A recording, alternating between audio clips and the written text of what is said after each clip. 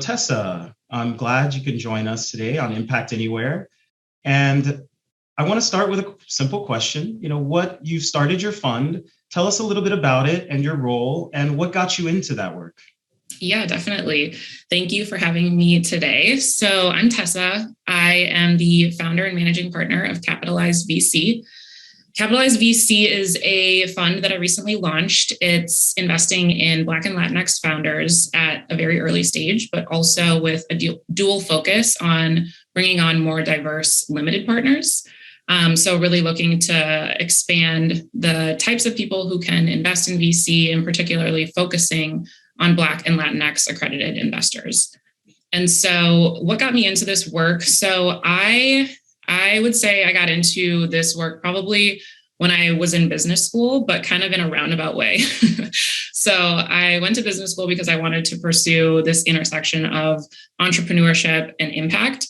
And I ended up coming out of business school and starting my own company. So I became a founder. I started a fintech company. We were sending money throughout Latin America, utilizing crypto on the back end to create a more convenient, less expensive platform for the underbanked or migrant population in Latin America to send money home to their families. And so throughout that process, I kind of became an operator. I moved to Latin America. I was running that company for about 3 years and then transitioned from there into venture capital, where I joined a firm based here in Chicago and, took that opportunity to learn about kind of investing from the other side of the table. So VC, understanding how checks are written, why they're written, what those companies, have that makes them investable. And did that for about 4 years at another firm, and then decided to take my experience as a founder and my experience as an investor and start Capitalized VC. It's amazing. And so starting a fund is not easy. So when you're working late nights and doing all the things you're doing to get things up and running, what's motivating you and what's the impact that you want to have through the fund?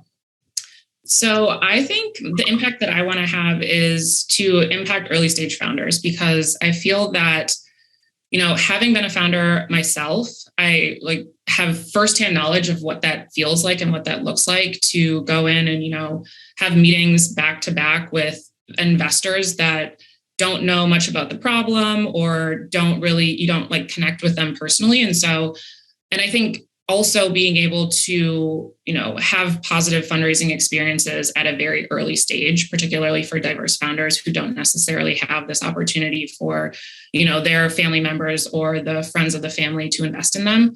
And so I think, being able to impact early stage founders who are diverse is a huge portion of what I'm trying to do here with Capitalize. But I think also being able to create the opportunity for wealth on both sides of the table. So yes, investing in founders is a huge problem that we need to solve, particularly in diverse founders. But I also think that, unless we're bringing in LPs that are also diverse, we're missing kind of a whole portion of the problem that isn't being solved, and kind of, the problem is actually being exacerbated because of the fact that we are kind of continuing to generate wealth for the individuals who have always kind of been at the table. Yeah. So a lot of the folks following me are new to thinking about these spaces. Can you explain what an LP is and why that's an important part of your vision? Yeah, an LP is shorthand for a limited partner. And so in VC, typically they're set up as partnerships. So myself, as a fund manager, I'm the general partner. A limited partner is somebody who comes in and invests into the fund. And by investing in the fund, they also become a partner. But they're called a limited partner because they have, less decision-making power in the companies that are invested in. So they're kind of like silent partners almost that support the fund financially, and then also reap the majority of the benefits when the funds do well, because LPs typically receive about 80% of the returns of the fund. And so I think it's important for us to focus on that side of the table as well, just because, capital in this country is managed mostly by white men. And if we look at, some of the regulations around fundraising, a lot of them don't allow for publicly soliciting LPs. And so for most fund managers like myself, the act of raising capital is something that has to happen behind closed doors, because I can't publicly go on Instagram or Twitter and say, hey guys, I'm raising a fund. If anybody wants to invest, come like talk to me, because that's actually like, illegal according to the SEC. And so that's why we see, so many of these fund managers kind of going out and talking to people within their networks, because those conversations, have to happen behind closed doors. And so if we're not able to publicly solicit LPs, and if we have these funds that are raising, $50 million, $100 million funds, and the fund minimum to even invest in the fund is, $500K or $1 million, there's a huge barrier to entry to getting involved as a limited partner into funds. And then at the end of the day, when we look back and we see that there are billions, hundreds of billions of dollars being created in wealth by venture capital every single year, that's where we start to see, this discrepancy in who's able to participate, who's able to build wealth, and who's not. And so I think it's extremely important for us to focus on the limited partnership side of the table, in addition to the founder, investing in diverse founders. Yeah. And it reminds me of the dynamic of angel investing, where it's, because of SEC regulations, very limited in terms of who can participate. And so all of the wealth that's generated there goes to the same pool of people who already have wealth. Sounds like a similar challenge, but give us a use case. So you're making investments through the fund. What does that look like? So we're making investments through the fund. We are investing, like I mentioned, in Black and Latinx founders as a focus. And so I'm super excited about the companies in our pipeline right now. We have kind of an interesting investment thesis where we're investing in tech, but we're also investing a small portion of our fund into CPG companies. And so this, I would say, is super differentiated about our firm, because most VCs kind of shy away from CPG because there's not necessarily, what do you say? What's CPG? Consumer product goods, consumer packaged goods.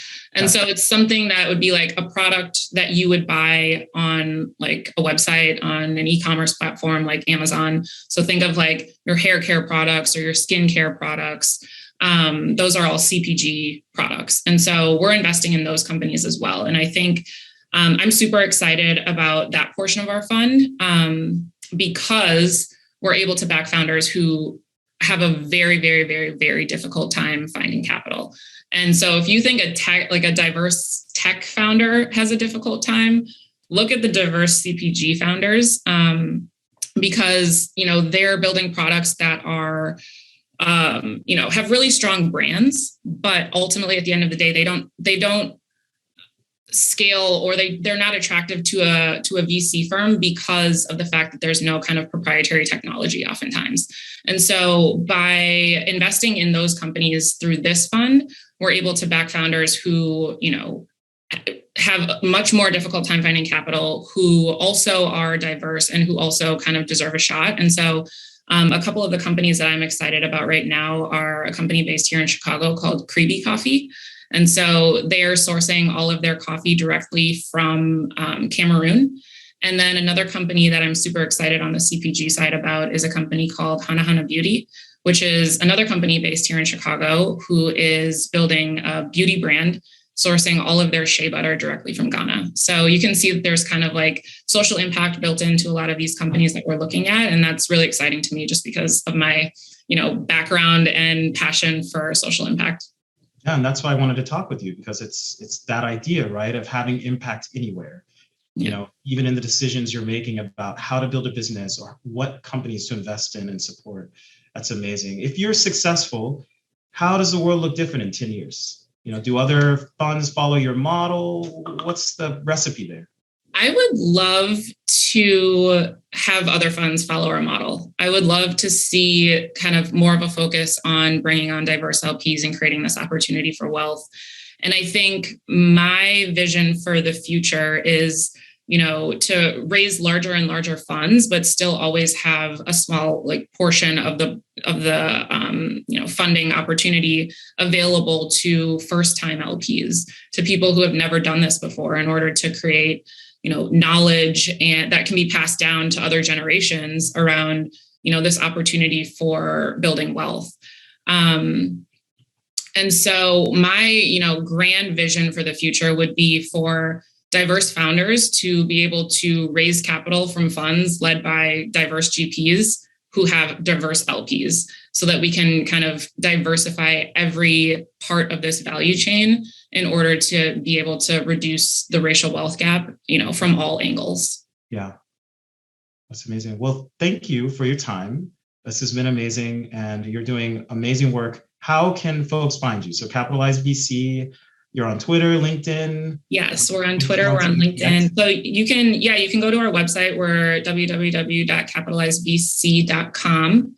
And then also we're Capitalize VC on Twitter, and we are also Capitalize VC on LinkedIn. Awesome. Well, thank you, Tessa, and good luck in everything you're doing. Thank you so much.